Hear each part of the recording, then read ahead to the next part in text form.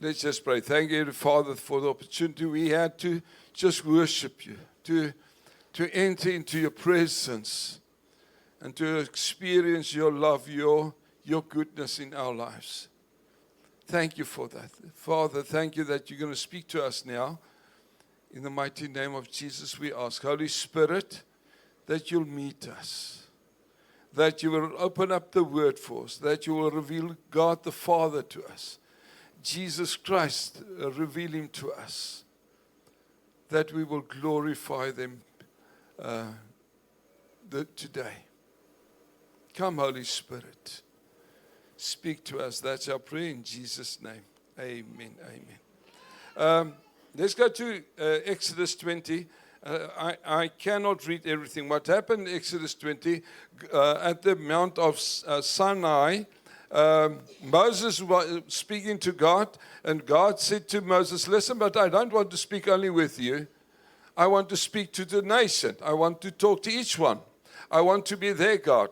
And then Moses went to the Jews and said to them, cleanse yourself for 3 days, prepare yourself, cleanse yourself, because God wants to meet with you. And they did that, and then the day when God appeared, let's go quickly there, Exodus 20, verse 18.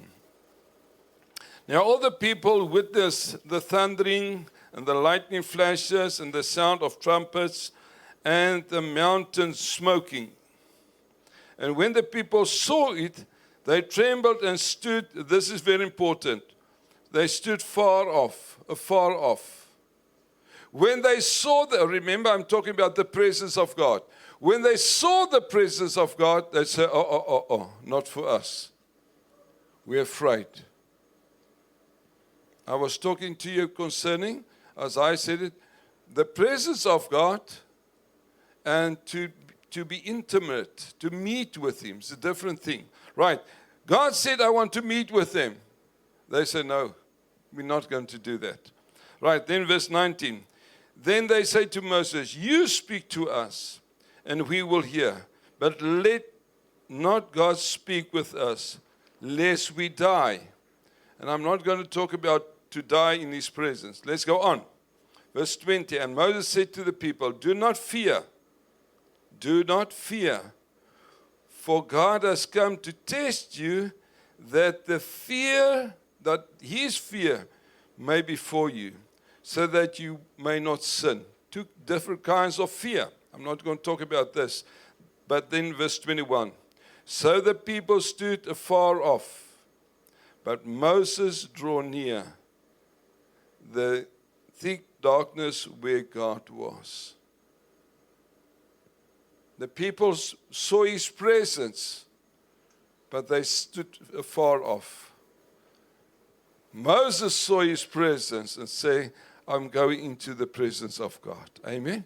And this is what I was talking to you. I was talking to you that it's good to be in a meeting.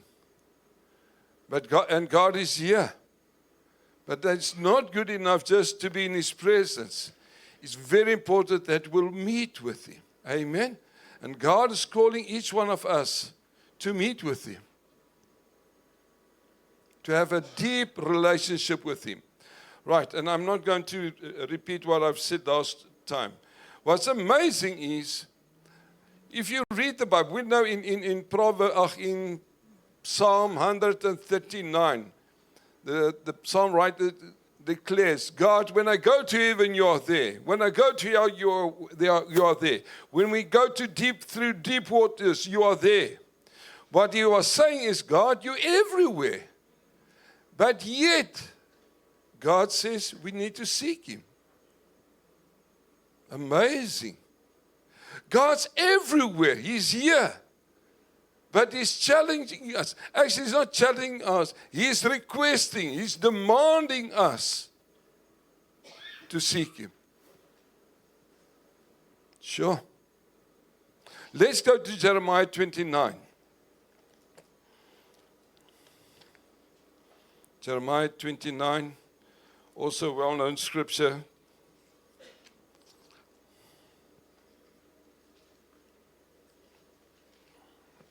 Jeremiah 29.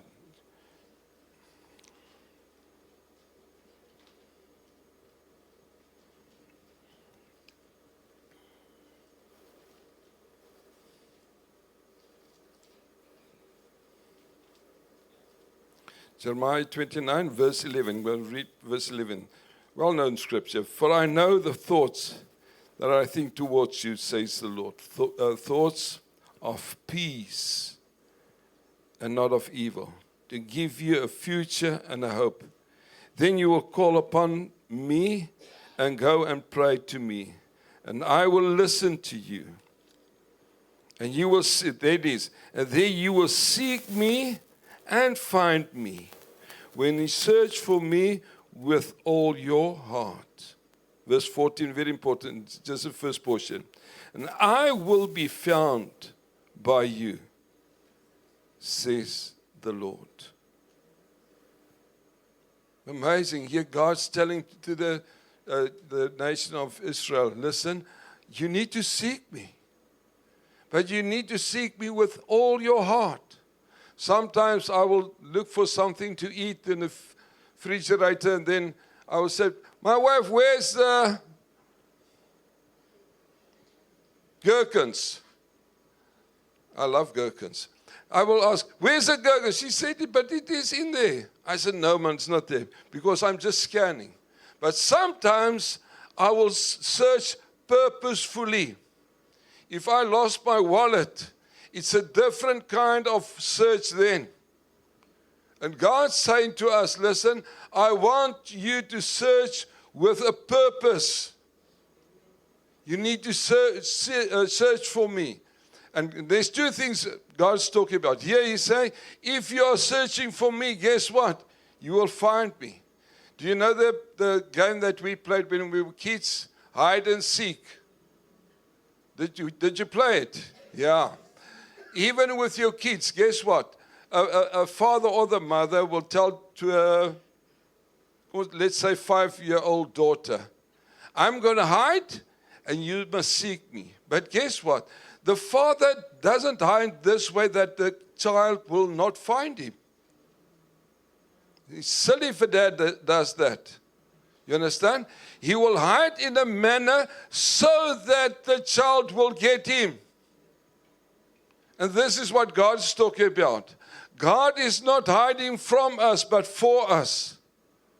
But the only way you will get him, you need to seek him. You will not just suddenly, there's God. No, that's why he commands us to seek him. Why do we need to seek him? God is spirit.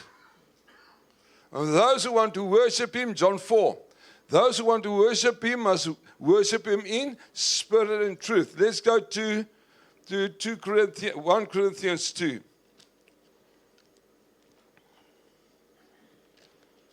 God is spirit, and that's why God wants us to seek him with everything inside of us. And that's not just to scan over.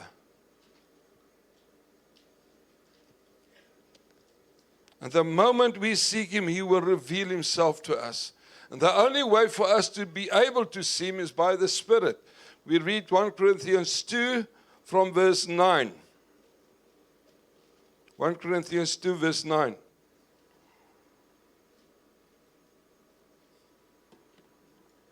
It reads as follows.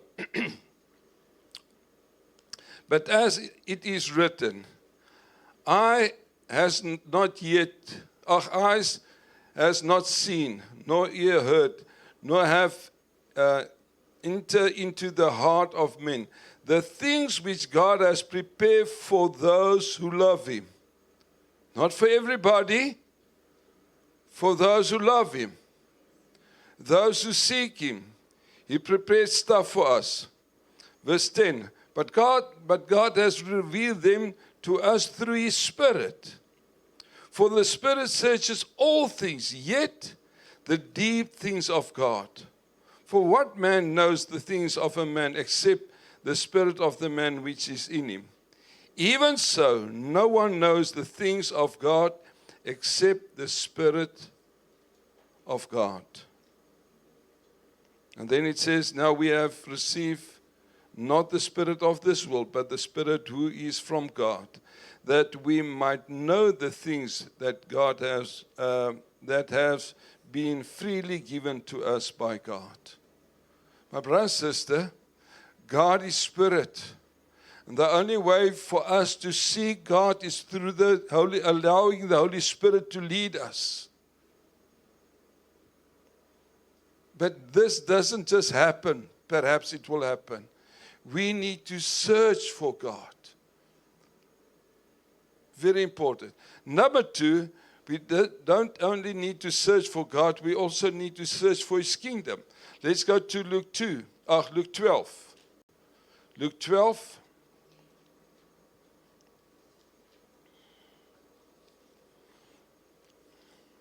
Luke 12.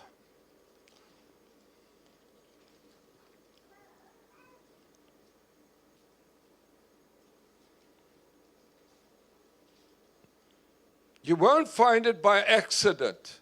You will not find God by accident.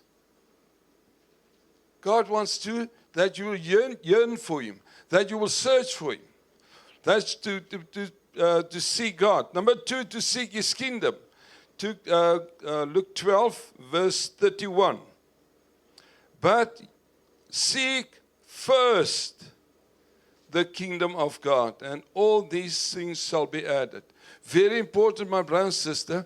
Sometimes we search the things, the blessings that God's got for us, and that's good. God wants to bless you. But God's saying, listen, no. Your priority must be you need first to see God.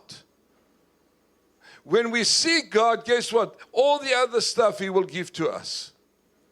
And that's why He's saying, first seek the kingdom of God, and all these things shall be added to you. Verse 32, do not fear, little flock, for it is your Father's good pleasure to give you the kingdom.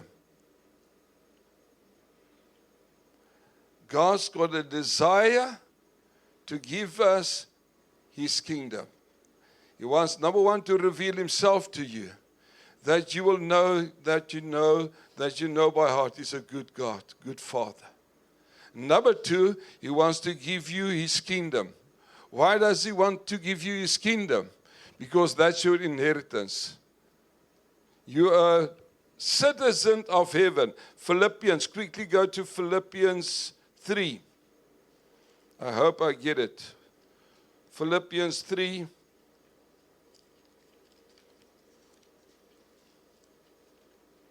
No, Philippians 2.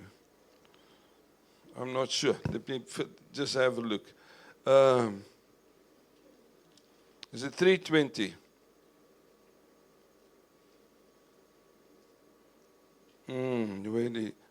Yeah, 3:20. For your citizenship is in heaven, from which we also earlier wait for the Savior, the Lord Jesus Christ. But it says, for our citizenship is in heaven. Guess what? That's why God wants to give His kingdom to you. And that's why He's telling me and you, you're born again. You're my child. You're a citizen of heaven. And I want to give my kingdom to you. Amen. So that you will be able to establish my kingdom here on earth. As it is in heaven, so here on earth. Amen. We are citizens of heaven. That's why our loving Father wants to give His kingdom to us. He wants to reveal it to us. But He will only reveal it to us when we seek first the kingdom. And sometimes we're running after money. We're running after sport. Whatever.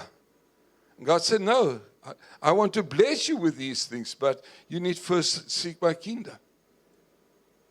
And the more we seek, the more we will find. The more, I'm going to say it again, the more we seek the kingdom, the more He will reveal it to us. The more you see God, the more God will reveal Himself to you. Amen?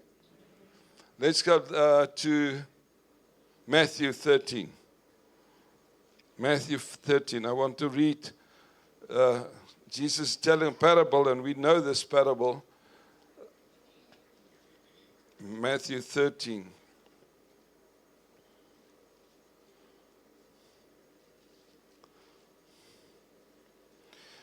Matthew 13, Jesus talking about the parable of a farmer sowing seed, remember?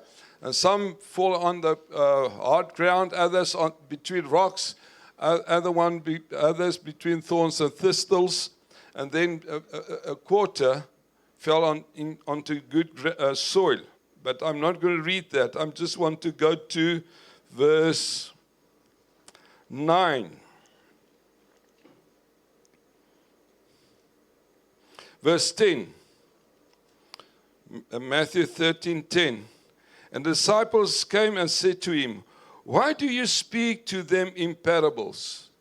He just taught them that parable. Why do you speak to them in parables?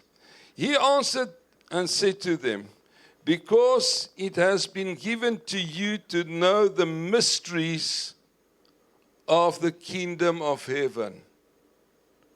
But to them it is not been given. Very important.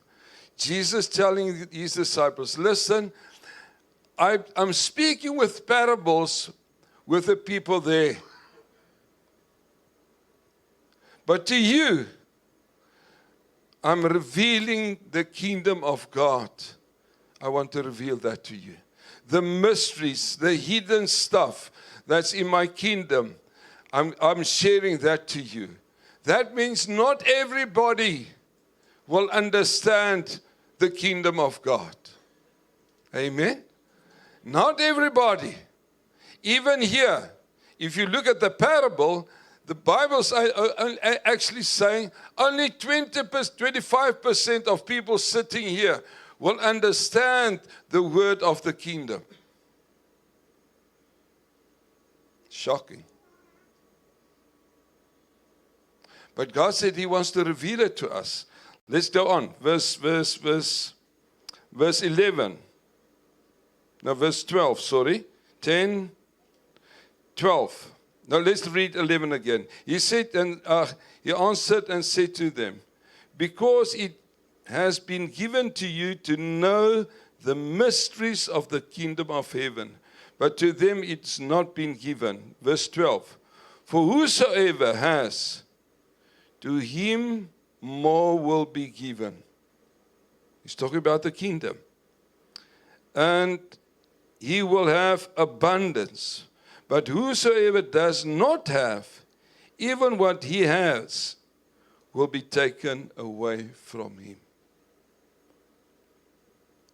Jesus talking, say, listen, I want to reveal the mysteries of my kingdom.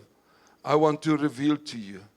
I want you in abundance to reveal this to you.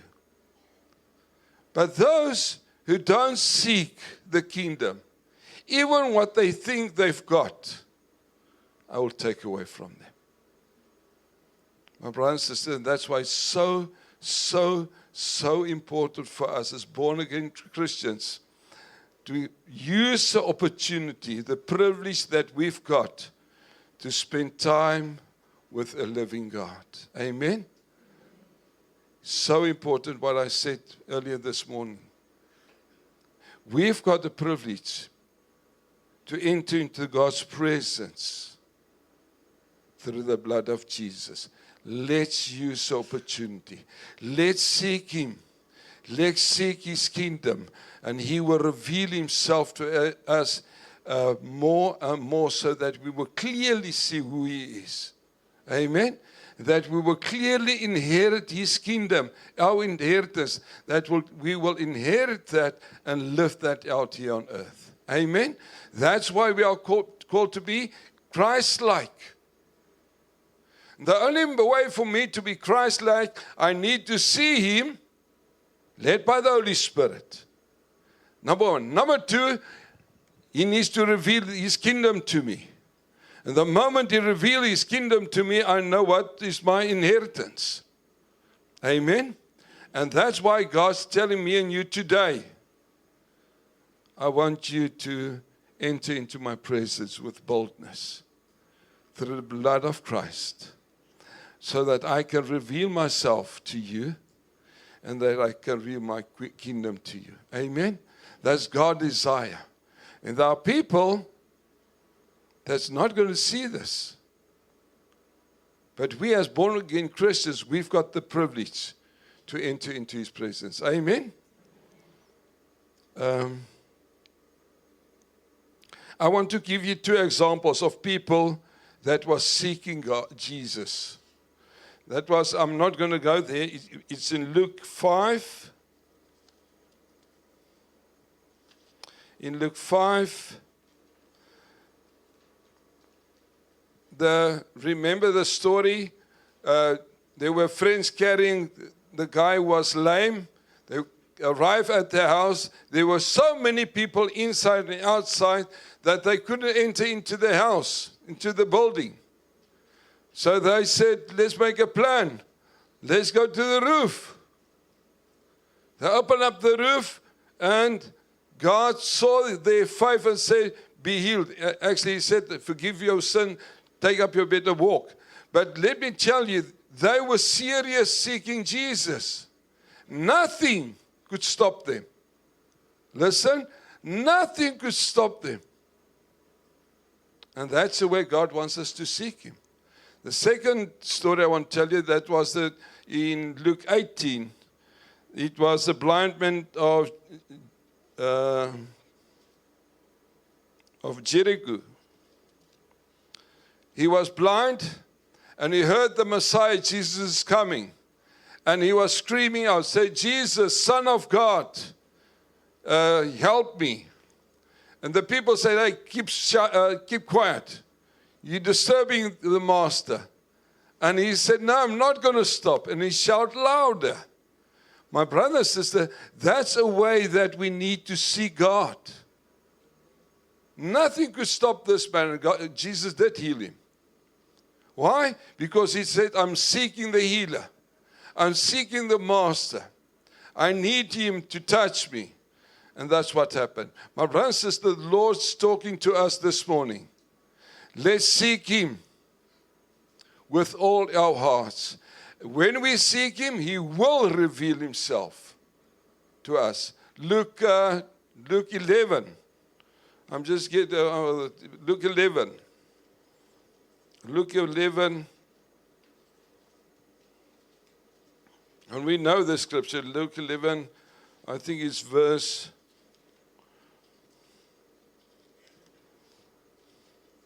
30. No, that's 12. Luke 11. Ramsey, give my book, my Bible to me. No, I've got it. Luke 11, verse 10. Let's go to verse 9. So I say, Jesus speaking. So I say to you, ask, and it will be given to you. Seek, and you will find. Knock, and it will be opened to you.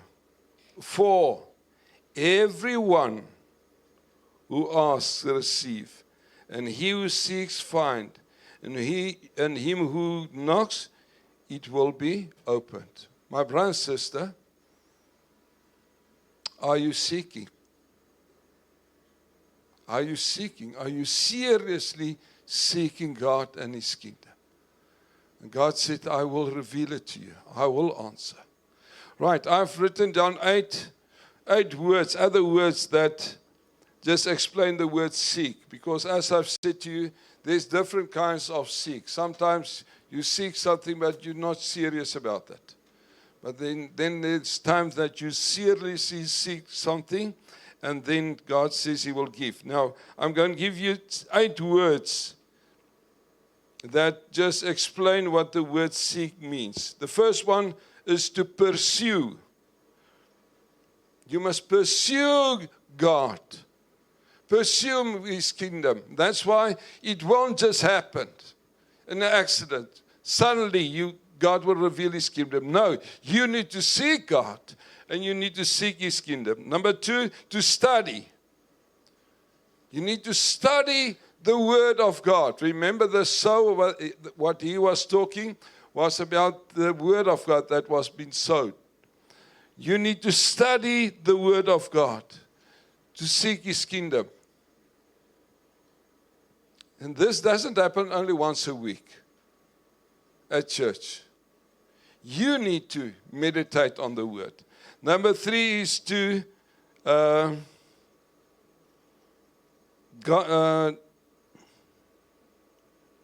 explore.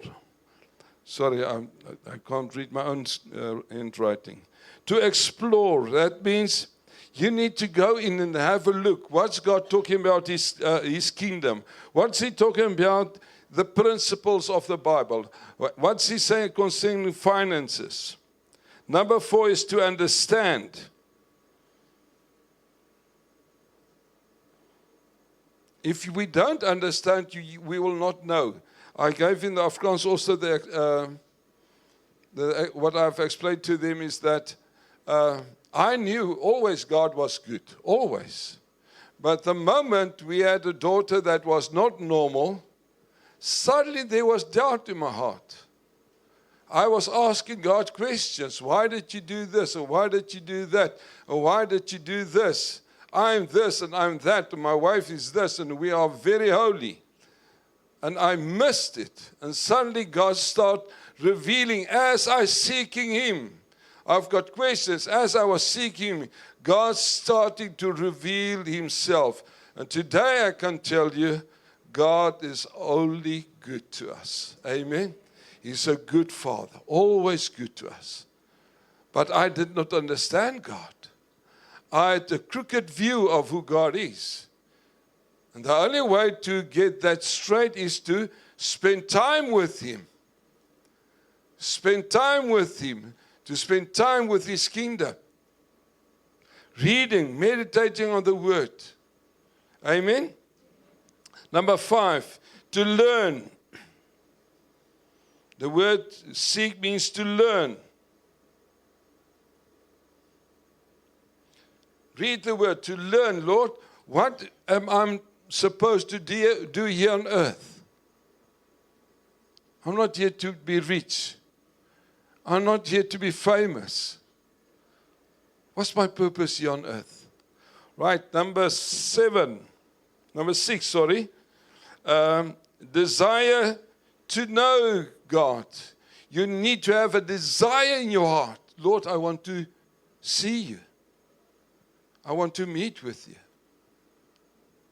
I've got a desire, Father, that your kingdom, that I will see my inheritance, my kingdom, where am I a citizen, so that I can establish it here on earth. Number 7, to consider first the kingdom of God. My brother and sister, not last on the list. You can get a promotion to Polokwane. Lot of money, fame, good post. But first say, Lord, what are you saying? Lord, what are you saying? And we heard the testimony. There was a lot of money. Good job, wat is verhoging? Good increase, better post. And say, Lord, but what are you saying? And God said, no, I want you to stay. Why? Seek first the kingdom. Amen. And then the last one, to be passionate. To be passionate about the kingdom of God. My brother and sister, it doesn't help you to be passionate about soccer. I'm not saying don't be passionate about your sport. But we need to first seek the kingdom. Let's be passionate about our King and his kingdom. And when we're passionate about seeking his kingdom, guess what? He will reveal it to us. And he will give his kingdom to us. Amen? So important. I want to close. What's important for you? Let's not focus on the lower stuff. God said, seek first the kingdom and He will add all the others. And sad to say, some of us, and I'm including myself, sometimes we chase these things. And God said, no, seek me first. Seek me and my kingdom, and I'll do the rest. I want to bless you. I want to guide you. I want to reveal myself to you. But you need to seek. You need to seek. Amen. Let's just close our eyes. And I know God spoke to all of us this morning. He spoke to me.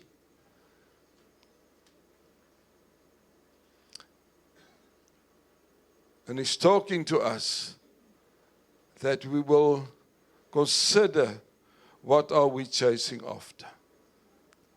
Are we seeking Him and His kingdom first?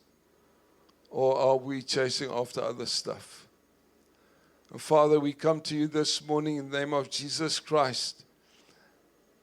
And we want to ask that you will help us, that we will change our mindset, that we will change our hearts, that we will first seek you and your kingdom. Because you promise, if we seek you with all our heart, we will find you. If we seek the kingdom first, that you want to give us, we will find your kingdom, and then the rest will be added. And Father, I want to pray for each one of us that's here this morning. Help us not to chase after stuff, the things of this world, the fame, but that we will seek you, that we will passionately seek your face and your kingdom. Father, I want to pray by your Holy Spirit that you will help us to desire to spend time and time and time with you. And when we spend time with you, that you will transform us. And that you will give us your kingdom. So that everywhere we go, we will be a shining light for your glory. I want to pray for us, Father, that our minds will be upon you. Our eyes will be upon you. That will first seek you and your kingdom. That's my prayer for us this morning, Father, in Jesus' name. Amen. All right, Colossians, after I've said amen, we're going to start again. Colossians, just go quickly to Colossians 3. Colossians 3. As I was praying, this scripture just came to me. Colossians 3. And I'm quickly going to read that. Colossians 3 verse 1. He's talking about seeking there also. Colossians 3:1. If then you were raised with Christ, seek those things which are above, where Christ is, sitting at the right hand of God. Set your mind on things above, not on things of the earth. For you've died and your life is hidden with Christ in God. Amen. My brother and sister, let's seek the kingdom. Let's seek the King and His kingdom. Because that's what the Father wants to give us. Amen. Thank you so much. I'm going to close in prayer. Then I quickly want to make an announcement. Let's just close. Thank you, Father, that you spoke to us. And Father, there are some of us here that don't belong to you. Because they're not born again. And Father, you said in your parable this morning, they will seek but not find. They will hear but not hear. And Father, I want to pray for each one of us. Each one that's not yet into your kingdom. Father, that they will meet with you. That you will be the Lord of their lives. And I pray for each one. Holy Spirit, you're the one that speaks. You're the one that leads into all truth. And I want to pray for each one of them, Father, that's here, that's still doubting, still wondering, is it worth it to follow Christ? And I want to pray, Holy Spirit, that you speak to them. Thank you, Father, that we, as born-again Christians, we can enter into your presence through the blood of Jesus. And help us to use the opportunity this week to spend time with you, to meditate on the Word, to seek your face, to seek your kingdom, so that when people around us meet with us, that they will see Christ in us. That's our prayer this morning, Father, in Jesus' name. Amen.